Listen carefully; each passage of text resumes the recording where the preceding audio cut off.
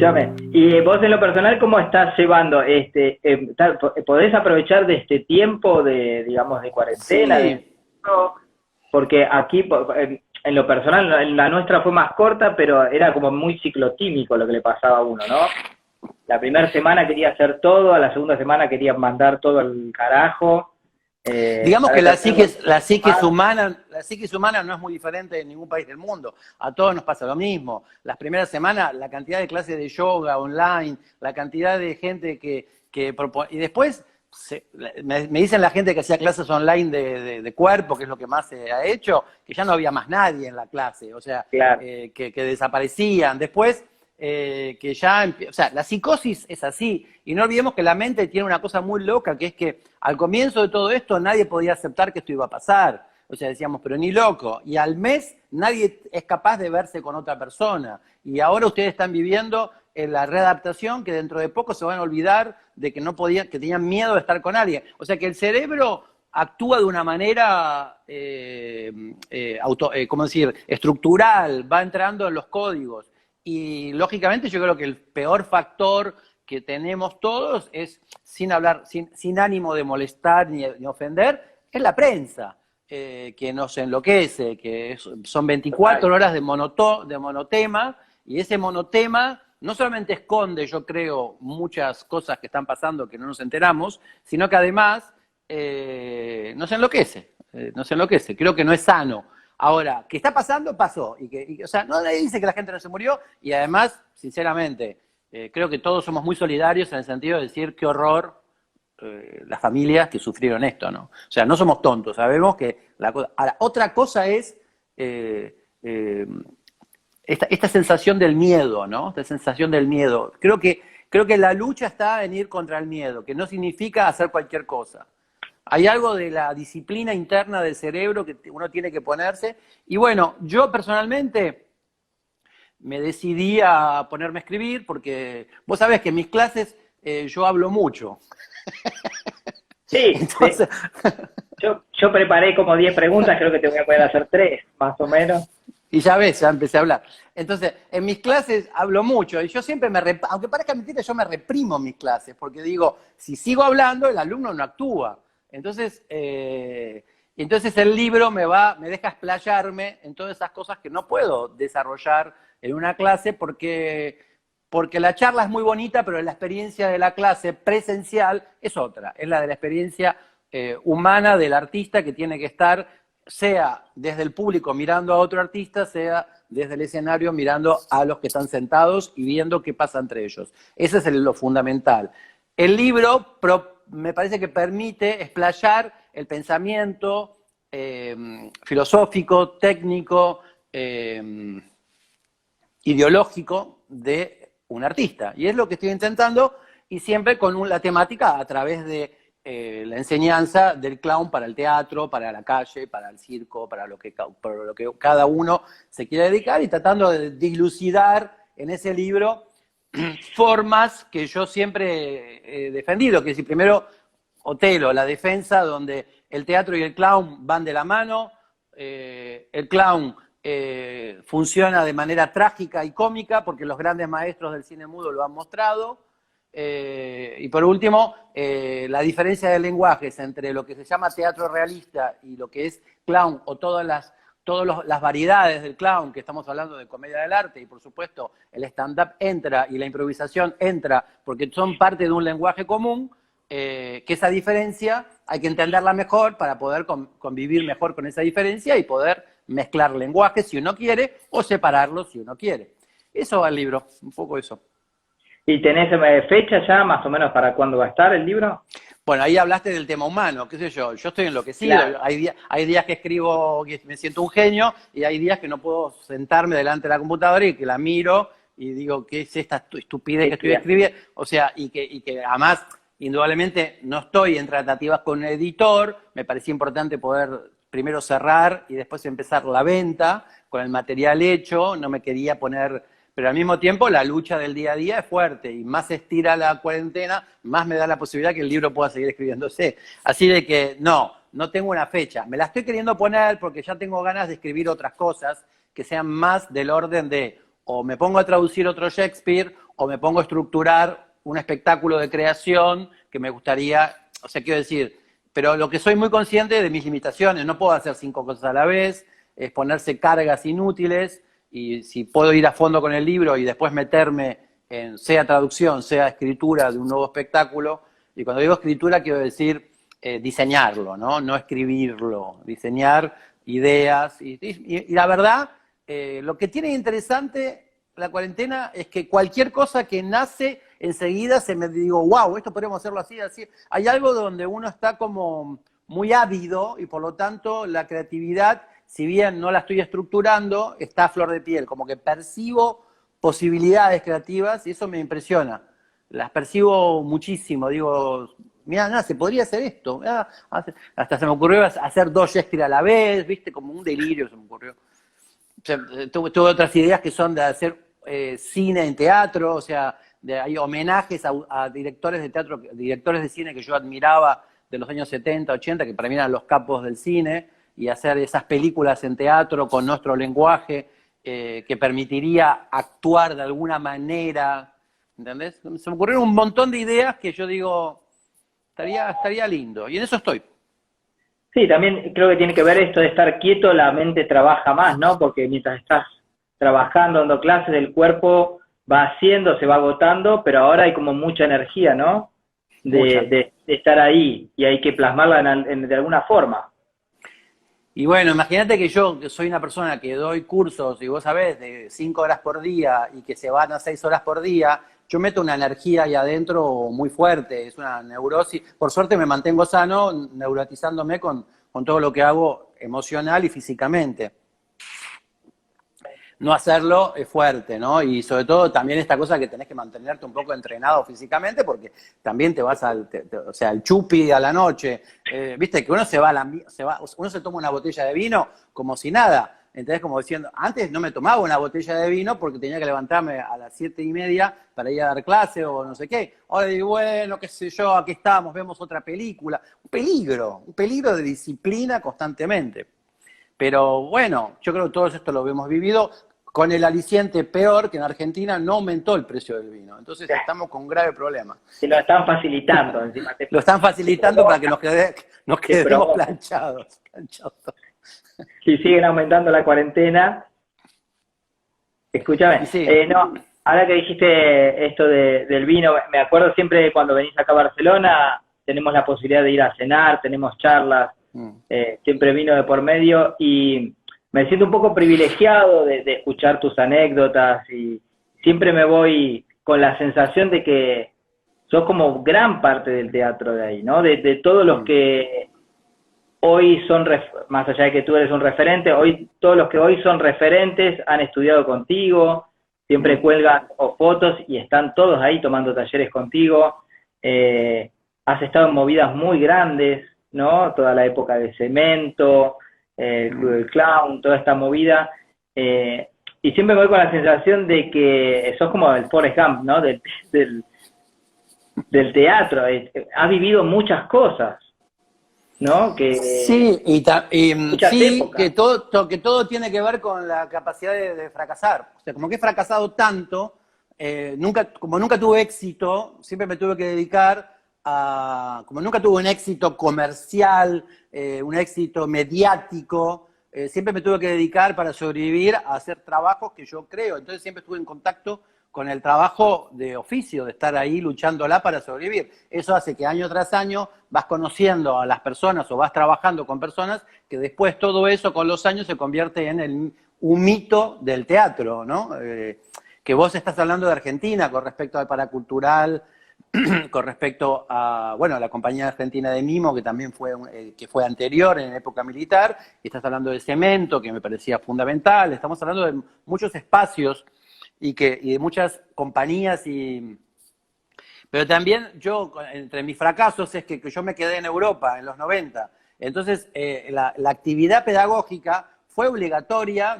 Yo venía dando clases, pero la actividad pedagógica de los 90 fue muy importante que yo la ponga en marcha porque económicamente me iba a quedar en la lona. Yo no podía actuar, no era fácil reestructurar la actuación que yo venía haciendo en Argentina. Quedaba ridículo que yo haga lo que hacía en Argentina en España. España, claro. Y más que cambió la forma, porque España empezaba un crecimiento cultural, económico, no podías hacer las cosas si no, no era independiente España, era realmente subvencionado. Entonces era como muy difícil. Y esto me obligó a dar muchas clases, y entre esa experiencia en España, quieras o no, hay dos lugares que marcaron, que yo me encontré con la mayoría de los que son ahora los mega famosos españoles, que Sí, eran mis claro. alumnos. Y estamos hablando de 11 a 12 años en la escuela de Juan Carlos Corazza, en el estudio Juan Carlos Corazza de Madrid y el Instituto de Teatro de Sevilla, que de ahí salieron todos los que ustedes ven en la tele todos los días, que Paco León, que Alessio Doherty, que Julián Villagrán, que Manolo Solo, que, no sé, puedo seguir de Chen, no sé, puedo seguir Ana López, no sé, puedo seguir, porque, y los conocía todos con 20 años. Y eso es muy gracioso. Y yo tenía 30 y pico, tenía 30, 33, 34. Entonces estábamos muy cerca porque los profesores eran más viejos. Entonces los alumnos conmigo éramos como amigos. Claro. No sé, o sea, es muy lindo de ver que recuerdo que Paco León sirviendo las copas en el bar donde íbamos a tomar algo, que era el mozo, ¿no? Y vos decís, ese chico después es quien es. Que para mí es un capo, Paco, porque no solamente es un gran artista, también es un gran creador, el tipo investiga. No sé, ninguno de estos alumnos se quedó con el conformismo solamente de ser famoso y nada más. Y lo mismo en Francia, porque en Francia también pasó esto, donde uno, viste, elaboré muchos años. Entonces, a ver, esto es muy grato y hay millones de situaciones, anécdotas. Lo importante es cómo uno, me parece, no sé, sentir que algo como que vos seguís en tu camino. Lo importante es que vos seguís en tu camino, que estás en una dirección. Y esa dirección vos no la dirigís, vas porque te lleva por ahí. Y lo que haces va a haber consecuencias posteriores. Eso es lo que la gente no se da cuenta. Que lo que está haciendo va a tener consecuencias. Lo verdad Claro. es que uno está acostumbrado al éxito inmediato y todo eso. Y yo insisto que todo esto pasó porque yo no tenía éxito, no porque tenía éxito. O sea, gracias a que no tenía éxito me pude ocupar de todo esto. Si hubiese tenido éxito no me podía ocupar. Yo la época donde menos creé y menos tiempo tuve para dedicarme a lo creativo fue cuando tuve éxito, que fue cuando estuve en el Circo du Soleil. O sea, cuando terminaba de trabajar con el Circo du Soleil yo estaba agotado, yo no tenía ganas de nada. Estaba filtrado, o sea, nada. Y para disfrutar de que me dicen que trabajé en el Circo du Soleil, tuve que esperar un montón de años, porque mientras estaba en el Circo du Soleil, estaba aislado, solo, en el medio de la nada, con unos rusos y con unos chinos que no sé, que era lo más aburrido que te puedas imaginar. Entonces, suerte que había otros amigos y siempre había buenos compañeros. Pero quiero decir que es interesante eso, que las cosas pasan porque vos estás en un movimiento personal y no porque estás en la búsqueda de un éxito. Me parece súper importante eso. Pero después vos me preguntás, y bueno, en Argentina ni hablar, todos estos se han convertido en los que están muertos, porque hay muchos que están muertos, son como monumentos nacionales. Y los que están vivos, no sé, la gente tiembla cuando los ven. Y bueno, yo digo, qué bárbaro. Para mí sigue siendo, por suerte, la misma. O sea, me parece muy importante tener el mismo contacto, como el que tengo con vos, como el que tengo con. Me parece como el mismo contacto, como no darle bola Sí, ¿no? al éxito y al. No, Y al porque ser lo importante es el delirio de lo artístico. Ahí sí meterle la energía, pero en lo personal, en lo mediático, uno se confunde mucho. Se confunde mucho con lo que te dicen que sos.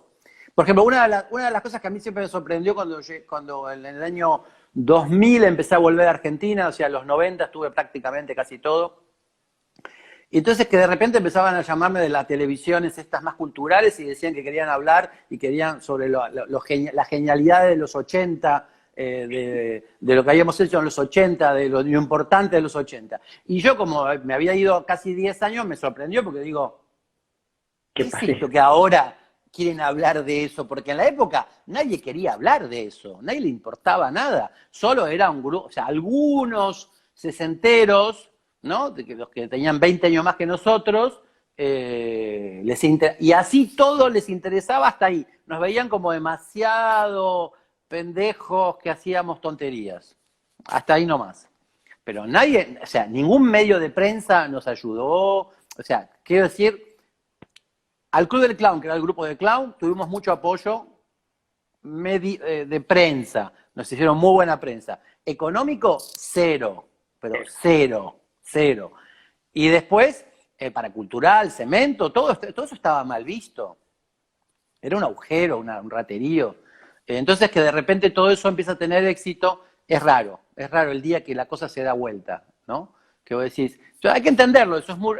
o sea que no tuviste éxito, no te importa. Tenés éxito, tampoco te importa. Lo importante, o sea, ya es una ficción de lo que decían que vivimos. Pero nadie te quita lo bailado, ¿no? Claro, claro. Escúchame, Gabriel, bueno, un poco el motivo de esta charla es anunciar que desde ayer, ¿no? Desde ayer a la noche está online el Otelo para poder verlo.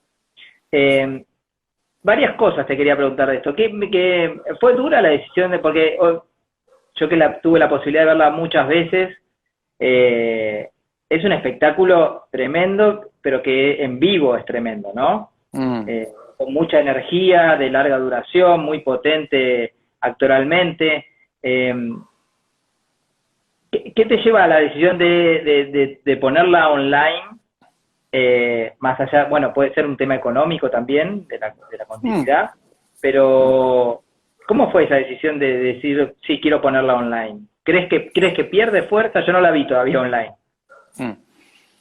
A ver, son varias cosas. La primera es que estamos en el mes de junio y que esto no avanza y que no va a avanzar. Entonces, yo necesito que la gente sepa que existimos, que si no vamos a trabajar, por lo menos que sepa que estamos y que somos artistas que estamos todo el tiempo despiertos generando cosas. Es una medida un poco ideológica, un poco social, es una ayuda, porque en definitiva es a la gorra y no es pago, y yo sé que en general casi todo lo que está online o es gratis o es en América Latina es más a la gorra. Quiere decir, no da dinero, no está dando fortunas. Tenemos que entrar en un vínculo muy comercial, con una propaganda muy fuerte, para que lo vea tipo Netflix. Vos decís, bueno, tengo de 10.000 a 100.000 personas que lo vieron, y bueno, sí, ahí voy a ganar dinero, está claro. Claro. Está claro. Ahora, ¿qué lo van a ver? 1.000 personas, 2.000 personas, 3.000 con suerte. Y bueno, no, eso no es una economía potente, sobre todo a la gorra, que la gorra la estamos haciendo en el sentido de ayuda al equipo artístico para que por lo menos, ya que no podemos trabajar, algún aliciente económico entre. O sea, ayuda. La decisión es difícil. Para nosotros, el objetivo de todos nosotros, de todo el equipo, es común. Queremos trabajar en vivo. No creemos para nada que hay que hacer el teatro online. Y además, si yo estoy haciendo esto porque yo soy previsor, quiero decir, yo no estoy mostrando Otelo, y también llegué para irme, y el Teatro Nacional Cervantes pasó Last Call, mis 3 espectáculos que se pueden ver en este momento, además que me va en contra, los 3 se pueden ver y los he puesto online. Si lo he hecho, sobre todas las cosas, es porque no es que hay una cámara ahí atrás de todo y filmamos un día y eso es lo que estoy mostrando. No, estoy mostrando un hecho donde hay una persona, Tetsuo Lumière, que es un director de cine con el cual trabajamos, filmó la obra, 2, 3 días, a 3 cámaras, con sonido, se invirtió un dinero. Me acuerdo que en la época todo el mundo me miraba como diciendo, Gabriel, ¿hace falta hacer esto? Sí, hace falta hacer esto, porque es el documento que va a quedar de esta obra, y además, si la obra se sigue haciendo, tengo ganas de volver a hacer otra filmación dentro de 3, 4 años, supongamos, para ver la evolución, y sin ni hablar de que en este caso hubo, en esa época, hubo un cambio de 2 actores, entonces más me importaba tener un registro de esta obra. Entonces, segundo punto, la obra está hecha con calidad, no estoy mostrando cualquier porquería. Y después, teatro online no existe. Lo que existe es un documento online. Es un documento. Esto es un día, se filmó y ahí quedó. O sea, si vos me decís, yo lo veo y a veces me quiero morir porque yo digo, pero ahora lo hacen mejor. Ahora lo hacen mejor. No sé, viste, y ni hablarnos entre nosotros. Dice, ay, qué vergüenza eso. Vos me decías que yo no haga eso y lo hice. Bueno, es el documento de esa época, que también tiene algo bello, que es la época que se filmó, la inmadurez tal vez de ese momento, que tampoco es muy maduro. Estamos hablando que está filmado en el 2017 aproximadamente, 18, fue justo después justo con las idas a Barcelona. Entonces, es difícil porque no es lo que queremos, pero es lo que podemos y me parece que hay que asumir lo que se puede y también saber una cosa. Esto no es que está en cartel, esto es desde ayer hasta el domingo, y el domingo se acaba, y yo no sé si lo vuelvo a mostrar. Entonces, insisto de que tiene que ver con, el que tiene ganas de verlo lo puede ver. Estamos pidiendo una ayuda, es una ayuda concreta, o sea, ayuda económica de ponerlo, no querés poner nada porque considerás que no tenés que poner nada, o porque no, hay mucha gente en América Latina que no puede poner nada, pero es verdad que no pueden poner nada. O sea, entonces, no ponen nada y la ven, porque lo que me importa a mí es que mucha gente que no va al teatro, el online permite de que empezar a atraer a alguna gente que está en su casa y diga, che, me gustó esto, como lo hacen. Tal vez cuando volvamos, alguna de esas personas que están en la ciudad donde nosotros actuamos puedan venir. Otra cosa súper importante, tenemos la posibilidad de que lo vean en Ecuador, en Perú, en México, o sea, estamos la posibilidad de que lo vea la gente en otros lugares. Eso también te lo dan online. No es teatro, pero te da la posibilidad de conectarte con gente de muchas partes. Creo que esos factores son los que me tiran positivamente.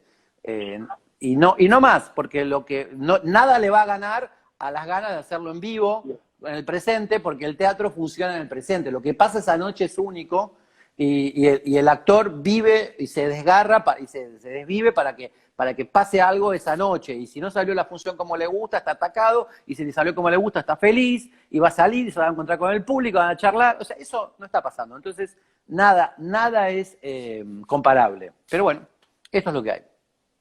Bien. Hablando de Otelo también, ¿por qué elegiste Otelo y no otra obra de Shakespeare cuando hiciste esta adaptación, ¿no? De comedia, clown. ¿Por qué Otelo y no otra? ¿Que era algún momento particular de tu vida que elegiste eso? ¿Tenías en la cabeza los actores ya? ¿Cómo surgió la idea?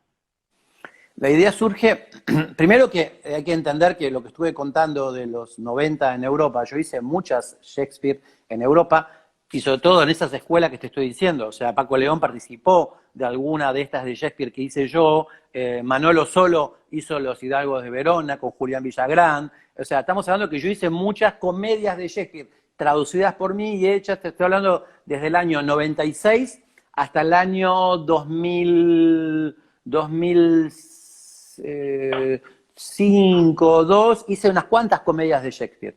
También participé en Francia de un Shakespeare participé de un Shakespeare en Francia, pero como actor. O sea que venía haciendo.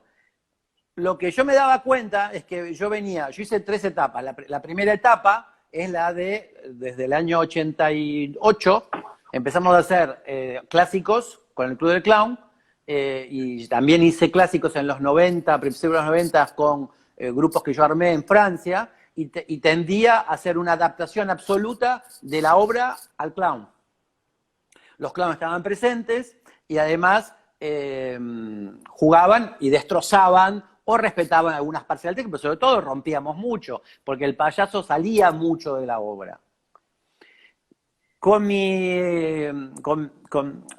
la realidad de estar en Europa, lo único que me permitía a mí como estudio profundo, porque yo tenía ganas de estudiar, me hubiese gustado hacer la escuela de Lecoq, no tenía dinero, y cuando tuve el dinero no tenía ni el tiempo ni la edad para hacerlo. Entonces, porque ya me iba a poner a pelear con todos los profesores, todo lo que me decían. Entonces dije, mejor no molesto a nadie, y por suerte pude estudiar mucho yo tuve la suerte de estudiar con todos los grandes maestros de la escuela de Lecoq, y no con Lecoq, pero con Philippe Gollier, con Pierre Villain, la lista es enorme, la encontré, Mario González, Mario Bozo, Carlos Bozo, o sea, de gente que son 20, 30 años más grandes y que eran los capos de los 60, 70, son los que crearon el teatro en Europa. Pero bueno, no podía estudiar. Entonces yo me iba al teatro, a ver teatro, y ahí veía que los grandes directores y las grandes directoras de quienes yo estudiaba viendo la obra, hacían Shakespeare a su manera, no lo hacían formalmente. Entonces me avivé a mi manera y dije, voy a empezar yo a traducirlo y voy a respetar el texto y las situaciones. Y voy a meter el clown por detrás. Esa fue la nueva estrategia, pero con comedias. Llega el año 2010, 11, 12, la crisis en España se pone insoportable, estábamos retrabados y me dije, es momento de volver a Argentina a hacer teatro independiente. Porque para morirme de hambre en España, voy y me muero de hambre también en Argentina, que además está todo muy organizado para hacer teatro independiente. La gente está más acostumbrada a hacer teatro independiente. Y que viene con que yo ya he formado a todos los que ahora son todos estos genios, que son los bla bla, todo esto ya están formados y quieren también mis alumnos. Entonces a muchos de ellos les propongo hacer esto. ¿Por qué elijo Otelo? Por dos razones. Una, porque me gustaba mucho el thriller. Yo la leí también en 92 y me fascinaba leyéndola como decía que este tipo, o sea, es un thriller, cómo lo va engañando. Me pareció una de las que tenía mucha tensión dramática, me gustaba mucho. Y la otra cosa nueva que quería probar es decir, se acabaron las comedias de Shakespeare, voy a hacer una tragedia de Shakespeare y voy a probar que respetando la tragedia puedo hacer algo cómico y no rompiendo la tragedia, no entrando en una suerte de parodia de lo trágico, sino apoyando lo trágico y una suerte de demostración que lo trágico tiene una tensión dramática que puede tener resortes o dramáticos o cómicos según cómo los utilices. Con mi completa ya claridad de que Shakespeare está a favor de esto, no está en contra. Ya lo puse. ¿Por qué? Porque me doy cuenta históricamente que ya en la época de Shakespeare, el primero que pone la palabrita clown escrita en un papel es el señor Shakespeare. Entonces ya nos está dando el paso, porque antes de Shakespeare no aparecía la palabra clown. O sea, la palabra clown aparece con Shakespeare, que es como algo que se viene desarrollando mucho entre el campo, entre la tradición pagana, todo, y el personaje este cómico, estúpido, entra en el teatro y porque ya viene, eso lo explico en el libro, ya viene con una historia de por qué la palabra clown viene de varios países nórdicos, hay todo un tema, que lo leerán en el libro, y no lo voy a explicar ahora. No nada de esto, que compren el libro. Que compren el libro cuando sea el momento.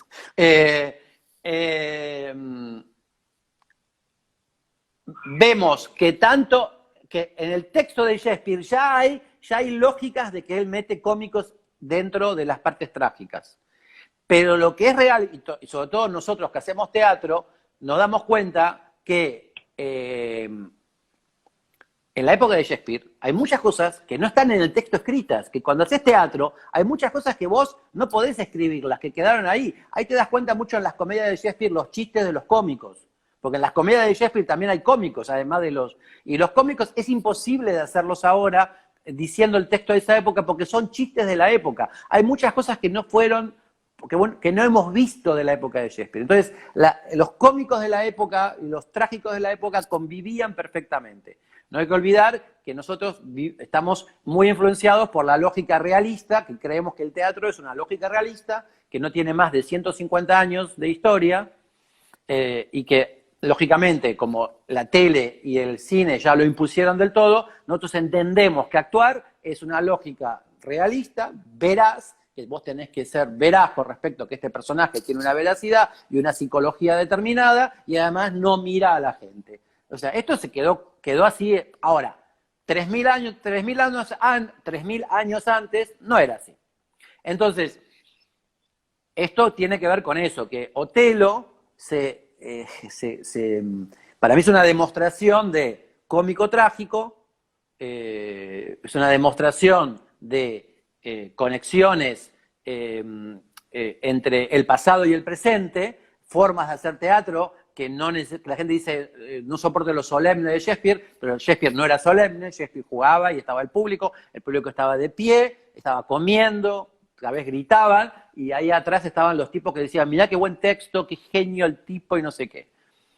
Por último, y que es lo más importante, aunque parezca mentira, para mí era importante el tema del racismo. Yo viví en Francia muchos años, para mí la onda negro, que es la relación entre el negro latinoamericano que no hay que ser negro, que con que sea de un colorcito como vos sos medio negro. Yo soy Vos negro. sos un negro en Argentina. O sea, la lógica del racismo me parece muy interesante. Yo vivía y vivo en Francia, en el barrio africano, y vivo con los africanos, y hay algo que me atraía mucho. Me acuerdo cuando preparé, antes de viajar, me fui por los negocios de ropa africana y empecé a comprarles cosas, y dije, esto lo vamos a usar en el Otelo. Y por supuesto, la violencia con la mujer. O sea, por supuesto, ese tema me parecía que era como terrible, que era obsesionante, que era... Lo más fuerte fue que en el año 2012, que empezamos para preparar, y en el 2013 que estrenamos, si bien pasaban 800 cosas por día de asesinatos de mujeres, que cuando vos leías lo que pasaba era un delirio, no había empezado Ni Una Más, no había empezado el movimiento feminista tal cual lo vemos en este momento. Por supuesto que existía, por supuesto que estaban en lucha, pero no tenía el apoyo que tiene ahora. Entonces fue muy fuerte ver que durante el proceso de Otelo de funciones, el movimiento feminista también se pone mucho más potente y Otelo toma una lectura muy fuerte, porque si uno observa a Shakespeare, que es impresionante, la mayoría de sus protagonistas son mujeres, y las heroínas son mujeres, y lo que el tipo está diciendo es que las minas la están maltratando y la tratamos como el orto. Y lo está diciendo de manera muy poética, porque primero que él no piensa, o sea, quiero decir, filosóficamente es una persona, es el tipo de filosofía de la época renacentista, que no creen que haya que decir un panfleto para defender las cosas. Hay que encontrar la belleza de la forma para poder decir algo de lo contradictorio de lo humano, ¿no? Que es lo que se ve en Otelo, porque en Otelo la que es el protagonista es Yago y no es Otelo, y la víctima es Desdémona, o sea, no es Otelo, y sin embargo la obra se llama Otelo, y así todo, él está diciendo mucho de esto, está diciendo que una chica joven, guapísima, independiente, se enamora de un negrazo que es un asesino en potencia, porque el tipo sale a luchar, es un militar, sale a luchar y degüella lo que sea, y además es viejo, o sea, no es joven, o sea, está diciendo que la diferencia es impresionante, y se casa con él porque tiene ganas de casarse con él, y no le hace caso al padre. Y esta consecuencia estudiada por un... Después, me interesa mucho de Yago esta cosa de la manipulación mental que nos hacen a todos. Todos estamos manipulados mentalmente. Yo escucho a mi madre que me empieza a decirme cosas y digo, mamá, ¿cuánto estuviste viendo la televisión? Le digo, ¿cuánto estuviste viendo la televisión? Dejá de ver la televisión, no me repitas lo que dice la televisión. No, pero vos sabés que pasa esto, vos sabés que esa robó, vos sabés que ese, no sé. Digo, mamá, ¿no podés decir lo que dice la televisión? Bueno, quiere decir, estamos súper condicionados por factores de debilidad y vulnerabilidad, nos tocan los puntos. El coronavirus es un factor muy interesante de vulnerabilidad del miedo a la muerte, ¿no? De que a través del miedo a la muerte nos tienen como agarrados. Yo siempre digo, vuelvo a decir, no voy a ponerme en contra de las decisiones de los gobiernos porque me parece que fueron positivas, pero lo que voy a decir sí es, da la casualidad que desde el año 2015 en España los jóvenes están en la calle rompiendo las pelotas.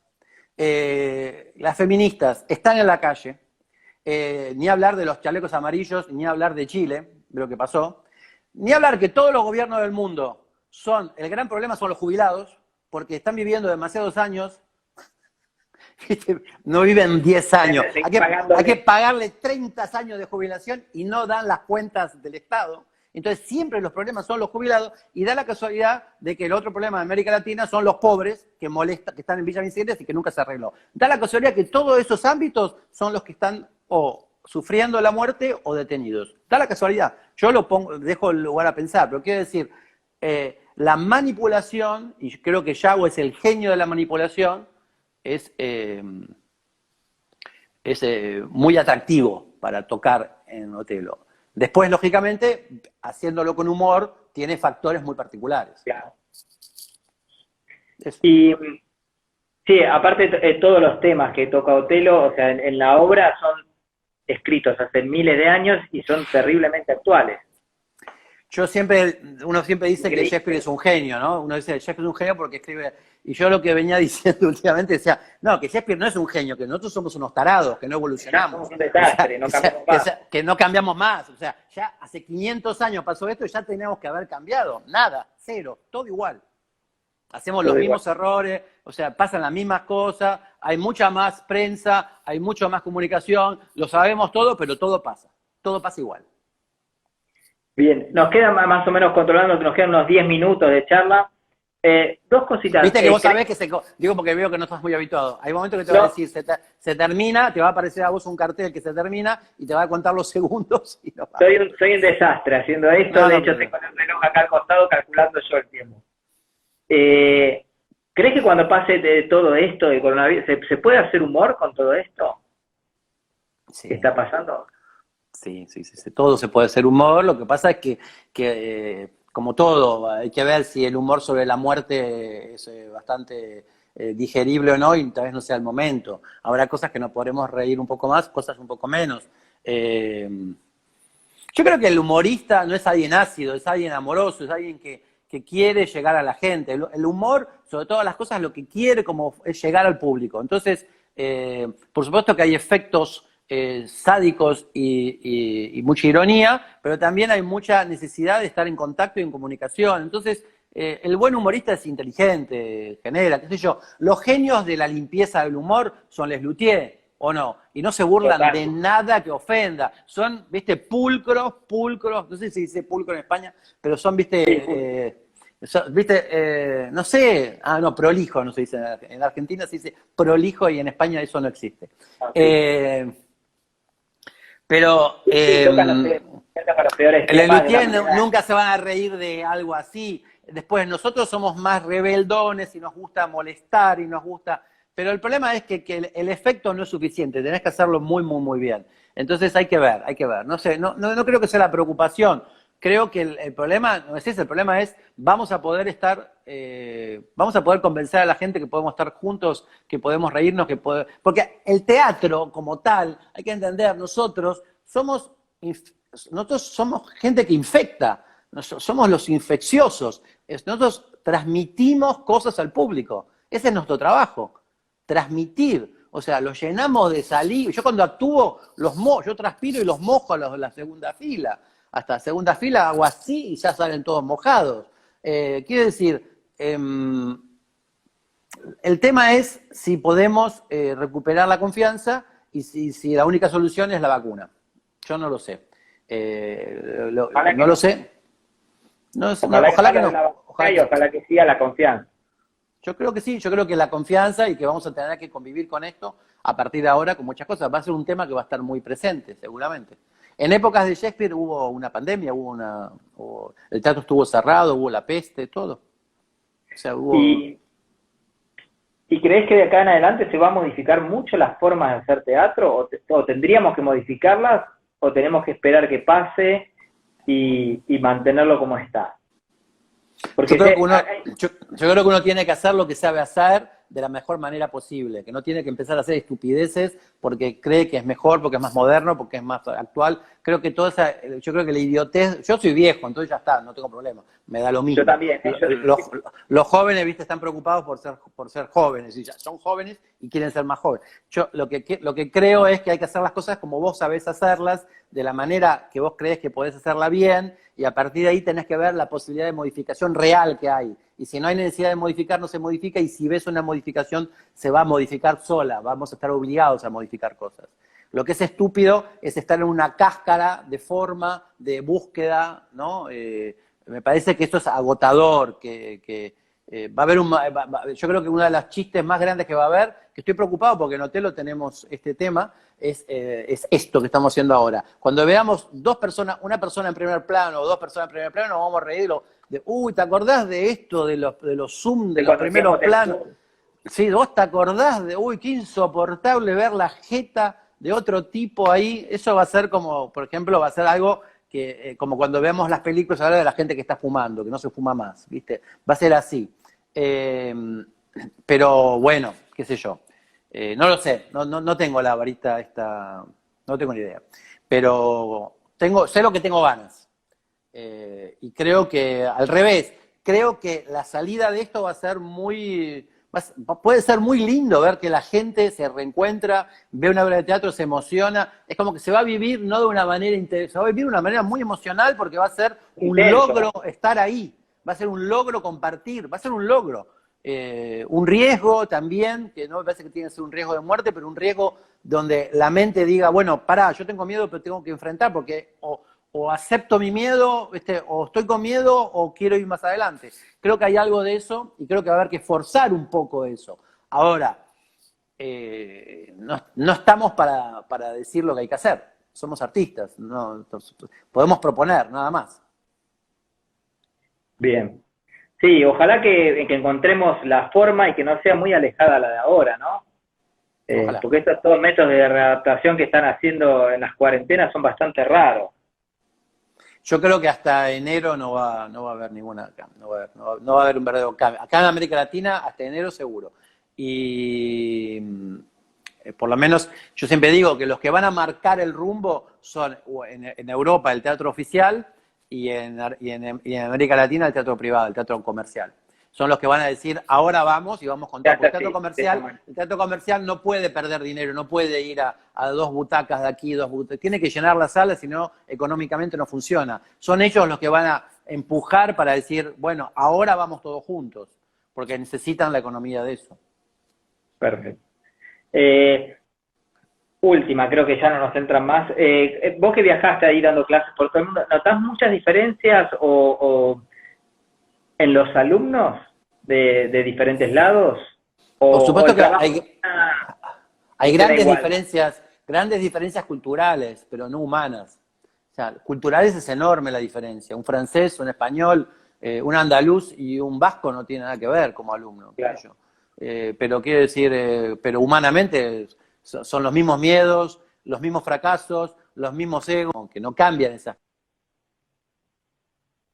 aspecto.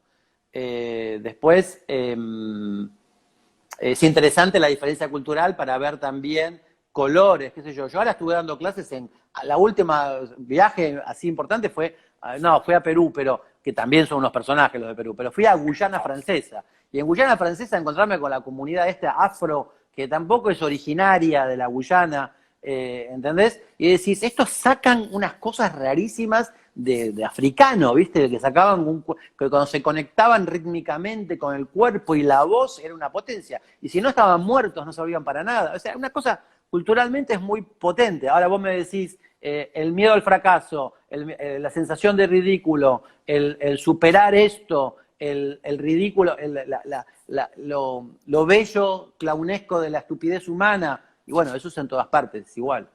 Por eso un clown es internacional. Un buen clown es internacional. Si no, no es un clown, ¿no? Un buen payaso es internacional. Lo va a entender todo el mundo.